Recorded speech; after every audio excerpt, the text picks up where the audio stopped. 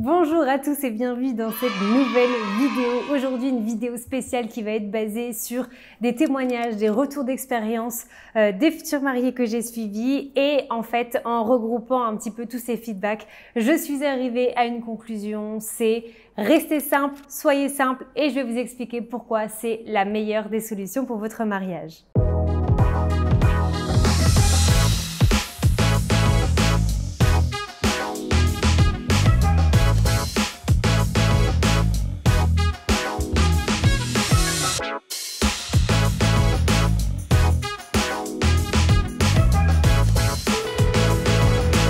Bonjour à tous, je suis Marine Bernard, coach mariage chez Wedding by Marine. J'accompagne des futurs mariés dans le premier coaching créé pour les futurs mariés qui s'appelle « Comment organiser mon mariage de A à Z sans wedding planner » que je vous invite à rejoindre ou que vous en soyez dans l'organisation de votre mariage si vous n'êtes pas accompagné par une professionnelle. En parlant de ce coaching aujourd'hui, je vais beaucoup vous en parler puisque je vais vous parler de retours d'expérience de jeunes mariés, je peux le dire maintenant, jeunes mariés qui ont suivi le coaching et qui se sont mariés. Des mariés avec qui j'ai des rendez-vous de feedback pour rediscuter de ce mariage, pour refaire le point de ce qu'ils ont aimé, des imprévus qu'il y a eu, de ce qu'ils auraient pu changer pour pouvoir vous partager aujourd'hui tous mes conseils. S'il y a une chose qui revient sans cesse et de toute façon c'est un conseil que je donne toujours, c'est de rester simple. Malheureusement, je sais que c'est compliqué pour beaucoup de futurs mariés de leur dire restez simple, n'essayez de pas trop en faire parce que je sais à quel point vous aimez souvent vous impliquer, créer, faire plein de choses pour votre mariage et vous verrez qu'en fait au final on se rend compte qu'on ne sait pas forcément si c'était les meilleures des décisions. Donc je vais vous parler de tout ça. Je vais également vous parler de mon mariage qui a été extrêmement simple et certainement bien trop simple pour beaucoup d'autres jeunes mariés et futurs mariés, mais je vais vous expliquer pourquoi est-ce que je vous conseille de rester simple au maximum pour réussir votre mariage. Comme vous le savez, il est commun aujourd'hui de faire deux événements pour le mariage. Un premier événement quelques jours avant le mariage ou quelques semaines pour le mariage civil et ensuite le mariage soit religieux, soit laïque où vous allez là, sur ce jour-là, faire la plus grosse fête. Et ben j'ai eu le cas d'une future mariée, d'une jeune mariée, pardon, il faut que je m'y habitue récemment, qui a suivi le coaching basique et qui avait organisé deux événements, mais deux événements assez conséquents. C'est-à-dire que je sais que vous êtes nombreux à faire votre cérémonie civile sur une journée avec seulement un petit restaurant et c'est terminé. Là, dans ce cas-là, cette jeune mariée avait tout de même réservé une soirée pour le mariage civil et ensuite une autre soirée pour le mariage laïque. Le mariage laïque était forcément le plus important, là où elle avait donné toute son énergie et en fait, ce que je vais vous dire, attention, c'est que on va dire que le mariage qui était le plus réussi était le mariage civil. Sur son retour d'expérience, elle m'a clairement dit que le mariage civil était le moment où il n'y avait eu zéro défaut, où il n'y avait eu zéro imprévu, où tout le monde avait passé une super soirée et où tout le monde s'était éclaté. Alors qu'en fait, avec du recul, si on compare les deux événements, on se rend compte que toute l'énergie qu'elle a pourtant donnée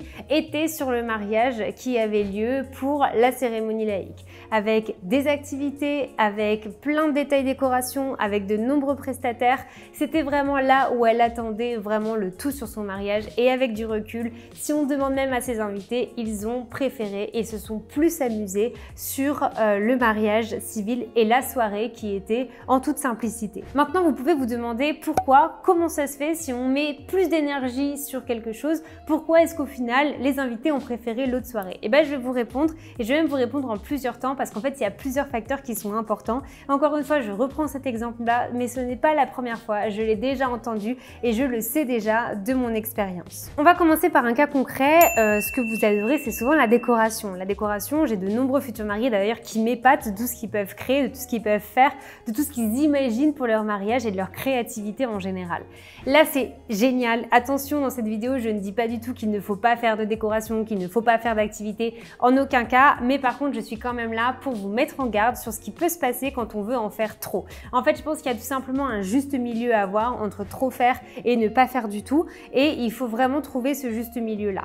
Donc si on met toute notre énergie sur plein d'éléments de décoration, qu'on a prévu exactement qu'il y a ce mini bouquet de fleurs séchées qui va aller là, que sur le bar, on veut qu'il y ait cette bougie à cet endroit mais de cette couleur, c'est énormément de détails. Le jour J, vous n'allez pas pouvoir être présente pour installer toute la décoration. C'est impossible. Vous allez devoir déléguer, vous allez devoir demander de l'aide. Et parfois, en fait, auparavant, on ne peut même pas forcément s'entraîner sur une table modèle avec la décoration parce que des fois, on n'a pas les nappes, on n'a pas la vaisselle, on n'a pas ce qu'il faut et il faut attendre le jour J. En revanche, quand vous avez déjà en tête tout ce que vous vouliez, que vous êtes fait vraiment, moi j'aide toujours mes futurs mariés dans le coaching à faire des mini moodboards une fois qu'on a le moodboard évidemment, avec des listes de ce qu'on a déjà de décoration par temps fort, pour le photomaton, pour la salle, pour l'entrée, pour absolument tout. Vous verrez d'ailleurs si vous le rejoignez que vous l'aurez vous aussi avec moi sans aucun problème. Et donc ça nous aide déjà à savoir ce qu'on veut et à quel endroit. Sauf que quand vous avez des listes à rallonge comme ça, le jour J vous avez le stress, vous avez des personnes qui vous aident et il vous suffit qu'un petit détail ne soit pas mis là où vous aviez pensé, ou il suffit que le rendu ne soit pas exactement comme vous l'aviez pensé et le stress va se multiplier. Il va se multiplier, ça ne va pas être agréable parce que vous allez vous sentir frustré, vous allez vous sentir déçu pour tout l'effort que vous avez fait, alors qu'en fait, quand on réfléchit bien, c'est que du détail. Vos invités n'étaient même pas au courant de ce que vous aviez en tête. C'est-à-dire que eux, quand ils le voient arriver, ils vont même pas se dire « Ah bah là, il manque la bougie bleue que tu avais mis et à la place de ce petit bouquet de fleurs séchées, en fait, c'est des fleurs fraîches, je comprends pas. » Personne ne va le voir, personne ne va s'en rendre compte. Donc c'est vrai que plus vous allez aller chercher des petits détails et vouloir faire des détails dans la décoration, plus ça va vous demander de l'énergie le jour J et plus ça peut vous causer du coup du stress, de la frustration et de la déception. Ensuite, je vais vous parler des activités. C'est vrai que les animations sont en train de changer. Aujourd'hui, on aime énormément avoir des ateliers où les invités peuvent participer. Et là aussi, c'est plus vous allez en faire et plus vous allez aller dans l'originalité et plus vous avez peut-être de chances que vos invités ne participent pas à tout comme vous auriez envie. C'est pas grave, le but c'est qu'ils participent quand même un petit peu, mais le problème c'est que plus vous allez avoir d'activités et moins tout le monde va pouvoir participer. C'est bien d'en proposer une ou deux, voire trois, ça va dépendre du nombre de vos invités, mais n'essayez pas d'aller créer et un stand de tatou, et de la pétanque, et des dominos, et un jeu de fléchettes, et ensuite la pêche au canard, et après il y a le photomaton, et après il y a le vidéomaton. Plus vous allez en faire, plus ça va être compliqué et en fait vous n'avez pas tant de temps que ça non plus dans une journée. Donc là c'est pareil, vous allez vouloir en faire trop, évidemment ça part d'une bonne intention, évidemment c'est incroyable de votre part de pouvoir faire tout ça, mais après le problème c'est qu'encore une fois si vous voyez que le jour J ce n'est pas utilisé comme vous auriez aimé, là aussi ça vous allez être déçu et il y aura de quoi parce que vous aurez passé énormément de temps à vouloir faire tout ça. Donc c'est des petits détails qui font que quand on reste dans la simplicité, on n'a vraiment pas de chance de pouvoir faire tout ça. Je vous avais dit que je vous parlerai rapidement de mon mariage. Si on reprend les deux points que je vous ai déjà dit, moi pour mon mariage en fait j'ai envie de vous dire que la décoration il n'y en avait quasiment pas parce que la décoration faisait partie de notre tente. Je vous avez mis une vidéo à ce propos, vous pouvez aller la revoir sans aucun problème, mais en fait on n'avait pas de coin déco avec des vases où on savait qu'on avait un centre de table qui était le même pour toutes les tables avec des bougies et du feuillage, on avait la tente qui était illuminée et on n'avait pas plus de coin déco que ça. Ensuite en ce qui concerne les animations, pour vous dire, on n'avait même pas de photomaton, c'est-à-dire qu'en fait il y avait zéro animation, zéro activité, donc en fait zéro raison de stresser et zéro raison d'avoir peur que les personnes n'y participent pas, ne veuillent pas venir, ne veuillent pas le faire alors j'aurais passé du temps à le faire. Donc en fait on reste dans la simplicité, un événement qui en fait a été un succès. Je vous parle toujours de mon mariage comme un succès et je le redirai toujours parce que j'entends des personnes qui en parlent encore aujourd'hui. C'était un événement qui était hors du temps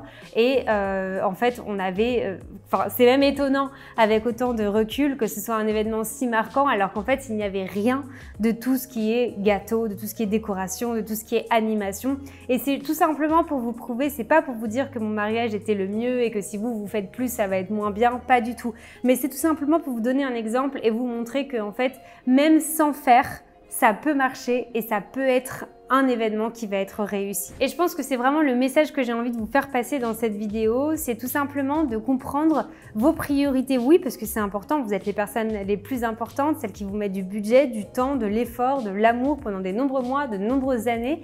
Mais au final, il faut se rappeler que pour vos invités, le plus important, c'est de passer un moment avec vous, c'est de bien manger et c'est d'avoir une bonne ambiance. Donc si vous avez Pour moi, groupe de musique, un bon repas, un DJ et du coup tout ce qui va aller dans l'ambiance, c'est-à-dire une bonne illumination, une bonne qualité de son, et bien en fait votre soirée elle est réussie et il ne peut pas y avoir de problème qui peut arriver. Donc encore une fois, ce petit message tout simplement pour vous encourager à rester simple, regardez les détails de l'organisation où là ça va être important parce que chaque détail va compter, mais tout ce qui est décoration, animation, plus vous allez en faire, plus ça va être du stress à multiplier et plus vous allez avoir des chances d'être frustré. Croyez-moi, je vois des futurs mariés tous les jours qui me le disent tous les jours. C'est un retour d'expérience que je vous dis et ça ne me surprend pas puisque moi je vous dis toujours d'essayer de rester simple et je pense que c'est vraiment la bonne solution. Donc mesurez tout ce que vous faites sans ne pas trop en faire et pas non plus ne pas en faire du tout. Trouvez le juste milieu de tout ça et vous verrez que c'est comme ça que vous passerez la meilleure des journées. Je vous rappelle que si le coaching Comment organiser mon mariage de A à Z sans wedding planner vous plaît, vous pouvez bénéficier d'un premier rendez-vous offert et sans engagement pour que je puisse vous faire découvrir le coaching. C'est un rendez-vous qui est primordial pour qu'on puisse faire connaissance, que vous puissiez me parler de votre mariage, mais également que je puisse moi vous montrer la plateforme, vous montrer les rendez-vous, des exemples de documents, mais aussi des cas concrets avec mes mariés pour que vous puissiez savoir un peu mieux ce qu'est ce concept. Je sais que c'est un concept nouveau, parfois on hésite un petit peu parce qu'on ne sait pas trop à quoi s'attendre. Ces rendez-vous sont là pour ça. Si vous êtes content, vous pourrez suivre l'aventure avec moi. Et sinon, ça aurait été simplement un rendez-vous sympathique où vous auriez pu découvrir ce coaching et ce nouveau concept. Donc si ça vous intéresse, n'hésitez pas à me le mettre en commentaire pour que je puisse vous contacter. Un grand merci et je vous dis à très vite pour une prochaine vidéo.